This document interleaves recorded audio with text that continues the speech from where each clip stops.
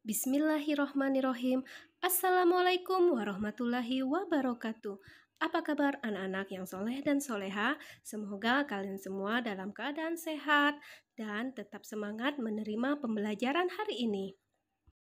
Pada kesempatan kali ini kita masih di pelajaran 1, mari belajar Al-Quran Surat At-Tin dan memasuki materi yang keempat, makna kandungan Surat At-Tin. Adapun tujuan dari mempelajari materi ini agar kalian semua dapat memahami apa kandungan yang terdapat dalam surat At-Tin.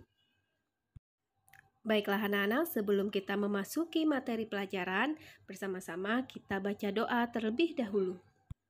Bismillahirrahmanirrahim. Raditu billahi robba, wabil islami dina, wabi muhammadin nabiyya wa rasulah. Rabbi zidni ilma, warzuqni fahmah. Amin ya robbal alamin. Anak-anak, surat At-Tin merupakan surat ke-95 di dalam Al-Quran yang berjumlah 8 ayat. Surat ini termasuk golongan surat Makkiyah karena diturunkan di Mekah. Surat ini dinamakan At-Tin diambil dari kata At-Tin yang terdapat pada ayat pertama yang artinya buah tin. Pada ayat pertama surat At-Tin, Wattini wazzaitun, yang artinya demi buah tin dan buah zaitun. Pada kandungan ayat yang pertama, buah tin adalah buah yang enak dan lembut serta cepat dicerna. Ia menjadi obat yang banyak manfaatnya, memperhalus fisik, mengencerkan dahak, membersihkan ginjal, menghancurkan batu pada saluran air seni, menggemukkan badan dan dapat melonggarkan rongga hati dan limpa. Sedangkan buah zaitun adalah buah yang memiliki keistimewaan karena kandungan minyaknya yang berlimpah, sehingga dapat dipergunakan di daerah yang kurang memiliki minyak. Pada ayat kedua, Waturi Sinin, yang artinya demi Gunung Sinai. Gunung Sinai terletak di semenanjung Sinai, lintasan antara tanah Mesir ke Palestina, Arab, dan Mesopotamia. Gunung setinggi 2.285 meter ini juga dikenal dengan nama Jabal Musa atau Gunung Nabi Musa, karena di tempat ini Nabi Musa menerima wahyu pertama dan diangkat menjadi Rasul. Pada malam Mi'raj, Rasulullah Shallallahu Alaihi Wasallam berhenti sebentar di tempat ini dan melaksanakan sholat sebagai penghormatan beliau pada kesucian tempat tersebut. Kandungan surat At-Tin yang ketiga, Wahazal baladil amin, yang artinya dan demi negeri Mekah yang aman ini. Kota yang aman adalah kota Mekah. Kota ini disebut dengan kota yang aman karena siapapun yang memasukinya terjaga keamanan dan keselamatannya. Kota Mekah juga disebut sebagai Ummul Qura, atau yang artinya ibu dari semua kota. Kota Mekah juga disebut tanah yang aman. Kota ini banyak menyimpan sejarah sejak zaman Nabi Ibrahim alaihi salam. Pada ayat yang keempat, Laqad khalaqnal insana fi ahsani taqwim, yang artinya sungguh kami telah menciptakan manusia dalam bentuk yang sebaik-baiknya. Pada ayat keempat ini memiliki kandungan bahwa Allah Subhanahu wa Ta'ala menjadikan manusia dalam sebaik-baik bentuk. Proses kejadian manusia tidak sama dengan kejadian makhluk-makhluk lain. Manusia memiliki akal, jasmani, rohani, dan nafsu. Anggota tubuh manusia serasi dan seimbang sehingga tampak indah, cantik, dan memudahkan untuk melakukan kegiatan. Sedangkan hewan hanya memiliki jasmani dan nafsu saja. Manusia harus mampu menjaga keseimbangan yang dimilikinya agar supaya menjadi mulia. Apabila manusia mengutamakan nafsunya, maka ia turun derajatnya seperti hewan. Selain rohani, manusia dibekali dengan akal pikiran agar supaya dapat membedakan yang baik dan yang buruk. Pada ayat kelima, Tsumma radatnahu asfala safilin, artinya kemudian kami kembalikan dia ke tempat yang serendah-rendahnya.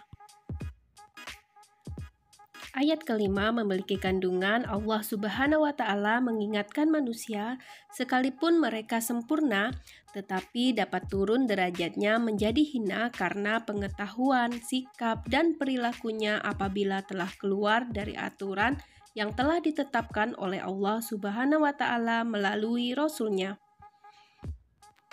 Contoh kelebihan manusia dari makhluk lain, yang pertama, bertutur kata. Manusia bertutur kata lembut dan santun kepada orang tua, guru, teman, atau tetangga.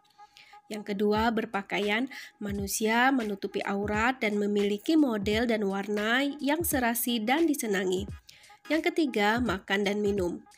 Manusia mengkonsumsi makanan dan minuman halal dan bergizi sesuai dengan selera. Yang keempat, bergaul sesama teman. Manusia dapat berkumpul dan bersilaturahim sesama teman dengan baik dan tidak menyakiti. Dan yang terakhir, menggunakan anggota tubuh. Menggunakan anggota tubuh sesuai fungsinya terhadap hal-hal yang dibolehkan agama. Pada ayat yang ke-6, illallazina amanu wa amilus solihati falahum ajrun ghairu mamnun. Yang artinya, kecuali orang-orang yang beriman dan mengerjakan kebajikan, maka mereka akan mendapat pahala yang tidak ada putus-putusnya. Pada ayat yang ke-6 ini memiliki kandungan bahwa orang-orang yang tidak pernah hina adalah mereka yang beriman dan melaksanakan amal soleh. Orang yang demikian itu akan selamat dari kehinaan dunia dan akhirat. Pada ayat yang ke-7, fama yukazzibuka ba'du biddin, yang memiliki arti maka apa yang membuatmu mendustakan hari pembalasan sesudah itu? Pada hari kiamat nanti ada hari pembalasan terhadap perbuatan manusia yang baik dan buruk. Manusia seharusnya tidak meragukan adanya hari pembalasan karena Allah Subhanahu wa Ta'ala sudah menunjukkan bukti-buktinya. Allah Subhanahu wa Ta'ala memberikan akal kepada manusia untuk berpikir tentang ciptaannya dan hati untuk merasakan iman. Pertanyaan Allah Subhanahu wa Ta'ala itu untuk mengingatkan kita akan adanya hari kiamat, agar manusia tidak lupa dan lalai sehingga terjerumus dalam dosa dan kehinaan. Terakhir ayat ke-8, alaisallahu biahkamil hakimin, yang artinya bukankah Allah hakim yang paling adil? Kandungan pada ayat terakhir ini dijelaskan bahwa Allah Subhanahu wa Ta'ala adalah yang maha mengetahui, sebagus-bagus pencipta dan pengatur segala urusan. Allah Subhanahu wa Ta'ala yang memberi keputusan atas segala persoalan. Tiada perbuatan walau sekecil atom pun yang dapat terlepas dari pengadilannya. Pengadilan Allah Subhanahu wa Ta'ala adalah sebaik-baik pembuat keputusan. Allah Subhanahu wa Ta'ala Maha Pengasih kepada hambanya. Ia senantiasa mengingatkan agar manusia tidak lupa diri. Jika ternyata manusia masih melakukan dosa, maka karena keadilannya manusia akan menanggung akibat dan pembalasan atas dosanya itu. Allah Subhanahu wa Ta'ala juga telah menyiapkan kenikmatan bagi orang yang menjalankan syariatnya. Baiklah anak-anak, sampai di sini materi mengenai makna kandungan surat At-Tin.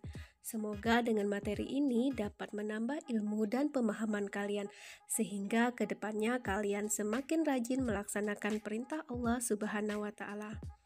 Sampai di sini Ibu ucapkan wassalamualaikum warahmatullahi wabarakatuh. Terima kasih dan sampai jumpa.